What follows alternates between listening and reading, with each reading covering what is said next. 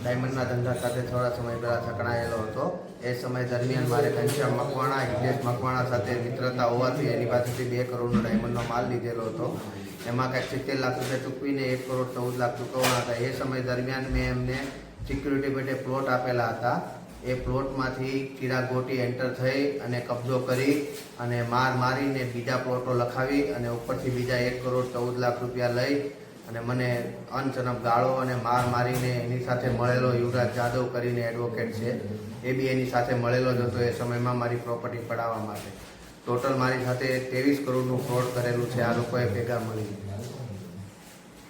મારું નામ કિશોર ઘનશ્યામભાઈ મિયાણી અને મારા ભાઈને ચિરાગ ગોટીએ એનડીપીએસ કેસમાં ખોટી રીતે ફસાયો, પછી જેલમાં હતો। પછી પોલીસ તપાસ કરતાં તપાસમાં એવું આવ્યું કે ચિરાગ ગોટીએ એને પ્લાન કર્યું। પછી એના ભાઈને જ્યારે એરેસ્ટ કર્યો 7 તારીખે, એટલે પ્રેસ નોટ આવી હતી પોલીસની। એ પ્રેસ નોટ મેં સોશિયલ મીડિયામાં મૂકી અને પ્રેસ નોટ જેવી સોશિયલ મીડિયામાં મૂકી તો ચિરાગ ગોટીએ ગાળ્યું, અનાપ શનાપ ગાળ્યું દીધી અને માં જાનથી મારી નાખવાની ધમકી આપી। તારા પપ્પા, બૈરા, છોકરાને, મમ્મીને બધાને કહી દેજે, રોવા માટે તૈયાર રહે, આખી જિંદગી હું જેલ કરીશ પણ તને મૂકીશ નહીં ને, એવી રીતની બધી ધમકી આપી। અને પછી હું જેવી એક ધમકી આવી સ્ક્રીનશોટ ને બધા ફોટા લઈ હું સિંગણપુર પોલીસ સ્ટેશને ગયો અને કીધું આવી રીતે મને આવી રીતે મારી છે, એટલે એને એફઆઈ દાખલ કરી અને ભાઈ હાજર છો ને એટલે કંઈક 70 વોરંટ અત્યારે નીકળ્યું છે। જી, સિંગણપુર પોલીસ સ્ટેશનમાં એક 2025માં 205/2025 એનડીપીએસ એક્ટ મુજબ ગુનો દાખલ થયેલ, જે ગુનો તારીખ 18/3/2025ના રોજ દાખલ થયેલ, જેમાં અલ્પેશ મિયાણી નામના ઈસમ પાસેથી પોતાની કારમાંથી 78 ગ્રામનું ડ્રગ્સ મળી આવેલ, જે સિંગણપુર પોલીસે ગુનાના કામે કબજે કરેલ। ત્યારબાદ તેની વધુ તપાસ કરતાં આ ક્વોન્ટિટી ક્યાંથી આવી અને કેવી રીતે આવી, તે અલ્પેશ ક્યાંથી લાવ્યો તે બાબતે તપાસ ચોક બજાર પીઆઈને સોંપાયેલી।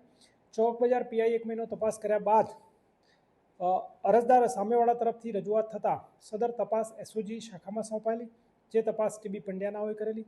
અને આ ડ્રગ્સ ક્યાંથી આવેલું તે એસઓજીના પીઆઈ શ્રી ટીબી પંડ્યા સાહેબે ડ્રગ્સ આપનાર વ્યક્તિઓ સમીર બલ્લર અને બીજો સફી નામનો માણસ જેમણે ડ્રગ્સ સપ્લાય કરેલો, જેમના નિવેદન લીધેલા અને એ નિવેદન જૂની કલમ 164 મુજબ મેજિસ્ટ્રેટ રૂબરૂ પણ લેવડાવેલા, જેમાં હકીકત બહાર આવેલ કે આ ડ્રગ્સ ખુદ ચિરાગ ગોટીએ મગાવેલ હતું, જે સમીરે આપેલું હતું, અને આ ડ્રગ્સ ચિરાગે પોતાના ભાઈના માધ્યમથી અલ્પેશ મિયાણીની ગાડીમાં એ લોકો 18 તારીખે જ્યારે છેલ્લો હિસાબ કરવા ગયા ત્યારે સીટની નીચેના ભાગે થી મૂકવામાં આવેલું, જે પોલીસને રેડ દરમિયાન મળી આવેલું।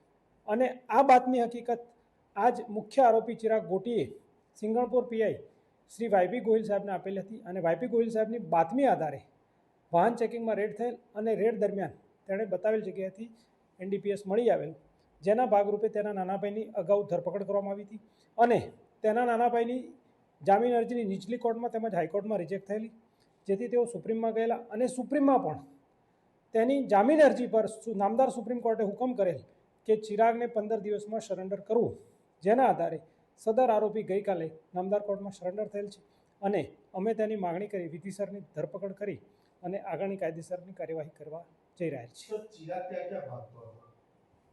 ચિરાગની પ્રાથમિક પૂછપરછમાં પોતે નેપાળ ગયેલો હતો અને ત્યાં જ નેપાળ રહેતો હતો તેવું તેનું કહેવું છે અને હકીકતમાં 2-3 જગ્યાએ અમે તપાસ કરી તો એ મળી આવેલ નહોતો, પરંતુ નેપાળમાં ક્યાં રહેતો હતો અને શું રહેતો હતો તે પુરાવા મેળવવાના બાકી છે।